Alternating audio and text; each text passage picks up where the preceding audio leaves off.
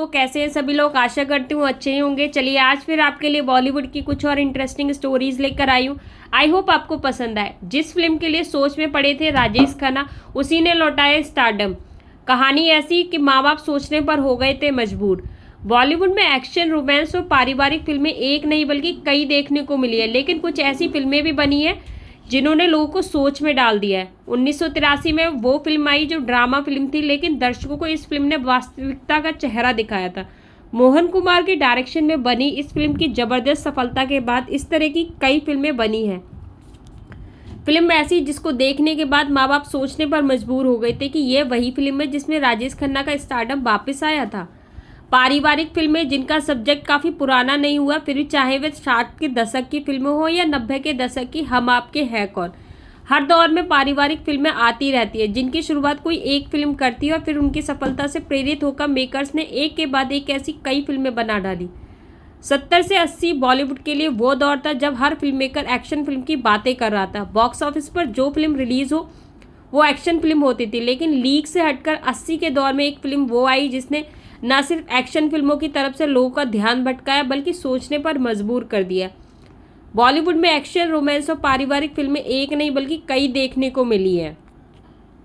1983 की जिस फिल्म की बात हम कर रहे हैं वो फिल्म है अवतार। फिल्म की कहानी ने साबित किया कि बुरे दौर में भी रिश्ते तेजी से बदलते हैं, क्योंकि बाप बड़ा ना भैया, सबसे बड़ा रुपया। ऐसा नहीं है कि अवतार बॉलीवुड की वो पहली फिल्म है जो इस तरीके की कहानी पर बनी है। इससे पहले साल 1966 में रिलीज हुई फिल्म मेहरबानी की कहानी इस फिल्म से काफ़ी मिलती जुलती है। अवतार की सफलता के बाद साउथ की हर भाषा में इसकी रीमेक बनाया गया। इस फिल्म को राजेश खन्ना साइन नहीं करना चाहते थे। इसके पीछे का कारण था फिल्म में उनका किरदार उनकी उम्र से काफ़ी बड़ा था और ये वो दौर था जब उनका स्टारडम खो रहा था। निर्माता निर्देशक मोहन कुमार भी अपनी नई फिल्म के लिए अमिताभ बच्चन को फाइनल कर चुके थे, लेकिन फिर फिल्म में राजेश खन्ना की एंट्री हो गई। हालात कुछ ऐसे बने कि फिल्म का प्रस्ताव लेकर खुद निर्देशक साहब राजेश खन्ना के पास आ गए। राजेश के पास फिल्म का ऑफर आया तो वह इस बात को समझ नहीं पा रहे थे कि मुश्किल दौर में मिली इस फिल्म के लिए हाँ कहा जाए या ना कहा जाए। अब ना कहते तो फिल्म हाथ से निकल जाती और हाँ कहते तो फिल्म में भरी जवानी में बूढ़ा बनना पड़ता। उन्होंने हाँ कहा, पर्दे पर उन्होंने धमाल मचा दिया। पर्दे पर अवतार कृष्ण के रूप में उन्हें राजेश मन की देख फैंस आंसू रोक नहीं पाते थे। ये वो फिल्म थी जिसे नौजवानों से ज़्यादा उनके माँ बाप पसंद कर रहे थे। बॉक्स ऑफिस पर भूचाल सा आ गया था और वो लोग मुंह ताकते रह गए थे जो कह रहे थे कि बस अब राजेश खन्ना का समय चला गया। ये फिल्म उनके करियर की सबसे सफल फिल्मों में से एक रही है। इस फिल्म का टाइटल पहले राधा रखा जा रहा था, लेकिन बाद में इस फिल्म का नाम बदलकर अवतार रख दिया गया, जो राजेश खन्ना के कैरेक्टर से प्रेरित था। इस फिल्म से गुलशन ग्रोवर ने अपने सशक्त पहचान बनाई थी। हालांकि इससे पहले उन्होंने कुछ फिल्में दी थी लेकिन पहचान नहीं बन पाई थी, और इस फिल्म में उनकी एंट्री का किस्सा भी मज़ेदार ही था। दरअसल गुलशन की हालत अच्छी नहीं थी। कहा जाता है कि एक बार वह शबाना आजमी के सामने अपने जूते इसलिए नहीं उतार रहे थे क्योंकि उनके मोजे फटे हुए थे, लेकिन शबाना टैलेंट को जानती थी। वह गुलशन को देख समझ गई थी कि एक मौका इसको मिलेगा तो ये बताएगा कि वो क्या कर सकता है।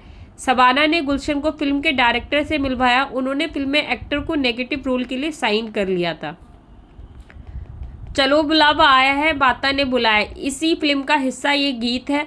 ये गीत भी काफ़ी फेमस हुआ था। इस गाने की शूटिंग के लिए 7 मार्च 1982 को डायरेक्टर साहब राजेश खन्ना और शबाना आजमी कटरा पहुंचे थे। तब वह वहाँ कड़ाके की ठंड पड़ रही थी। मुंबई से अगर वो कोई बच्चा लाते तो उन्हें डर था कि वो वहाँ जाकर कहीं बीमार ना पड़ जाए, इसलिए उन्होंने शूटिंग में एक कुली के बच्चे को ले लिया था ताकि वो यहाँ के नेचर को बर्दाश्त कर सके। शूटिंग के दौरान राजेश खन्ना और शबाना दोनों नंगे पैर माता के दरबार की ओर बढ़ने लगे। यात्रा के सभी पड़ाव पूरे करने के बाद फिल्म की यूनिट शाम 7 बजे मां के भवन में पहुंची और रात के 1 बजे गाने का क्लाइमेक्स शूट किया गया और रात को बर्फबारी भी हो गई, लिहाजा गाने के बचे हुए हिस्से को अगले दिन शूट कर लिया गया था। ये गाना 2 दिन में पूरा हुआ था। बर्फबारी की वजह से पूरी यूनिट 4 दिनों तक वहीं फंसी रही थी।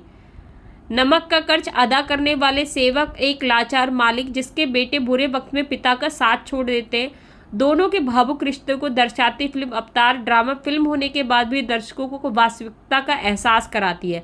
1983 में आई फिल्म अवतार का प्रभाव लोगों पर इस कदर हुआ कि इस फिल्म को देखने के बाद भारत में कई बुजुर्ग दंपतियों ने अपने घर के मालिकाना हक को वापस ले लिया। जिन्होंने अपने घर का स्वामित्व अपने बच्चों को दे दिया था, उन्हें डर था कि उनके बच्चे उनके साथ वही कर सकते हैं जो इस फिल्म में राजेश खन्ना और शबाना आजमी के बच्चों ने अपने माता पिता के साथ किया था। आपको स्टोरी कैसी लगी कमेंट में ज़रूर बताइएगा। अगर आपको स्टोरी अच्छी लगी हो तो लाइक, सब्सक्राइब, शेयर करना ना भूलें। Thanks for watching. Bye bye.